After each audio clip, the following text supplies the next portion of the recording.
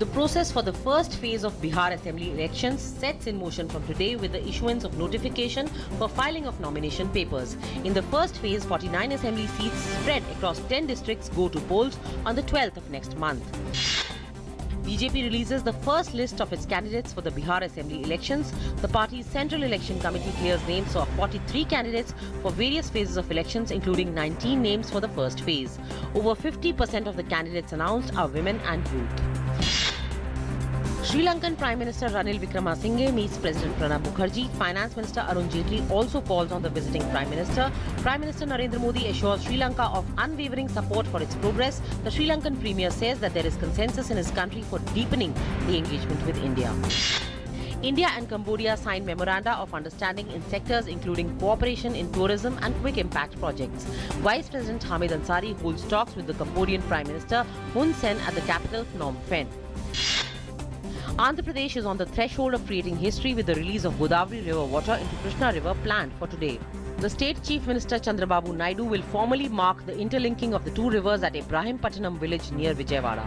The state government has plans to divert the waters to the drought-prone Rayalaseema region through the Sri Salem reservoir on River Krishna. Besides, the government also wants to tap those waters for optimum utilization.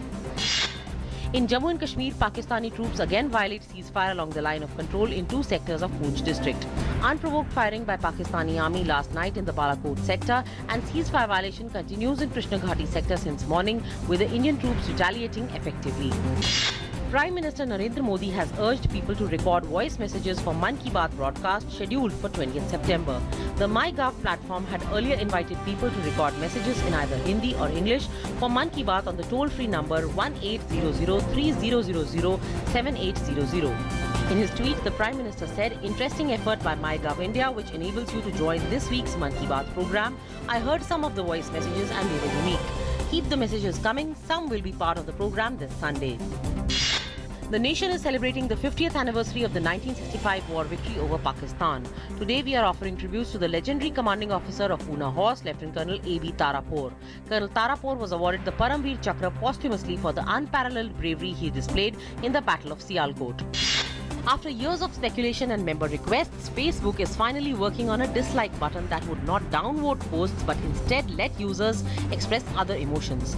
Facebook CEO Mark Zuckerberg said that it wouldn't be a way for users to downvote posts and instead would let users express other emotions.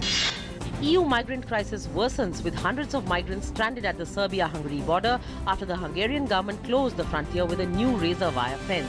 US President Barack Obama says that the EU nations must cooperate to deal with the crisis, and German Chancellor Angela Merkel calls for a special EU refugee summit.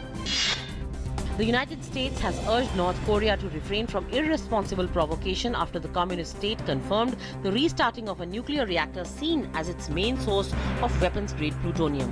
The US intervention came as analysts saw the North Korean moves as aimed at raising tensions in order to place North Korea firmly on the agenda of an expected US-China summit later this month. Australian fighter jets have carried out their first airstrike against Islamic State group in Syria, destroying an armored carrier.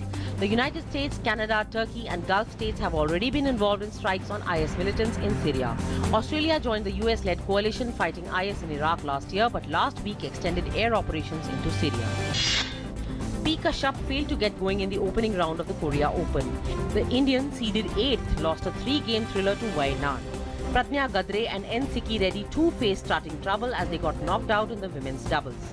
The Indian combined lost to the Japanese combined of Shizuka Matsuo and Mami Naito. Indian shuttlers Son's world number 1 Saina Nehwal will have to put in the hard yards when they start their camping starting on Wednesday.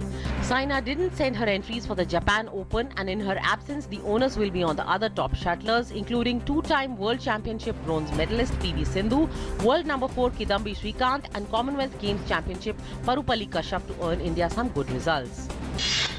Ganesh Chaturthi, also known as Vinayak Chaturthi, marks the birthday of Lord Ganesha. The auspicious 10-day festival, which is observed in the month of Bhadrapad according to the Hindu calendar, will begin with much fanfare from Thursday. Lord Ganesh is considered to be a symbol of good fortune, wisdom, prosperity and wealth.